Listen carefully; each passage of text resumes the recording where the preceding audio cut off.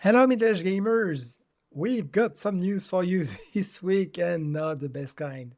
So, in a very American move, let's buy what's not for sale! You'll see what I'm talking about in a minute. You must have seen everywhere that I'm talking about TikTok. You know, there's this big Mr. Beast is trying to buy TikTok with Roblox. We're gonna talk about that today. So, TikTok, for years, and even in 2020, I think Trump talked about it. It has been faced with criticism because it is seen as a way for China to spy on the US, right? To share sensitive data and to share it with the Chinese government. Whether it's true or not, I don't know, I don't care. But that's the critic, and that's why it was supposed to be shut down on the 19th of January, which Donald Trump extended by 75 days by signing an executive order, I think, on the 20th or something like this. I think, if I recall, TikTok was shut down for 6 hours or so.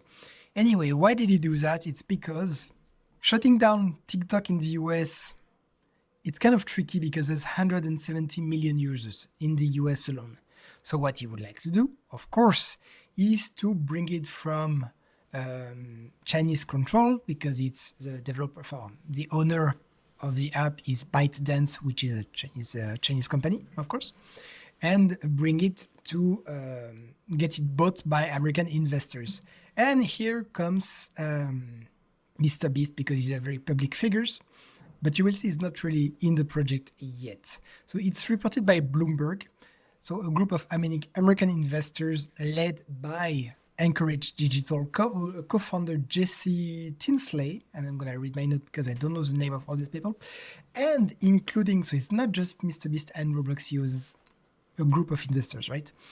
And including Roblox CEO David Baszucki, sorry if I don't pronounce it properly, and receiving support from Mr. Beast in their bid to acquire TikTok.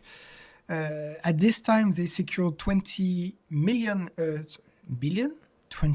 I put billion. That must be the price of TikTok. That's crazy. $20 billion, even though the price expected for sale will be 25, which is massive. But and this report also clarifies, so what I was talking about before, Mr. Beast is not yet sign on the group of investors, but he plans to align with it eventually and becomes a frontrunner because he's a very public figures, of course, as you all know. Mr. Beast's involvement in the bid apparently adds credibility.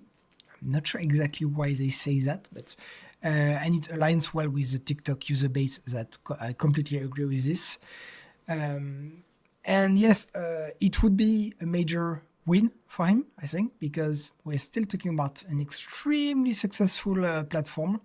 And the only problem for the US is that this is a platform which is not owned by them, but by their biggest competitor, which is China.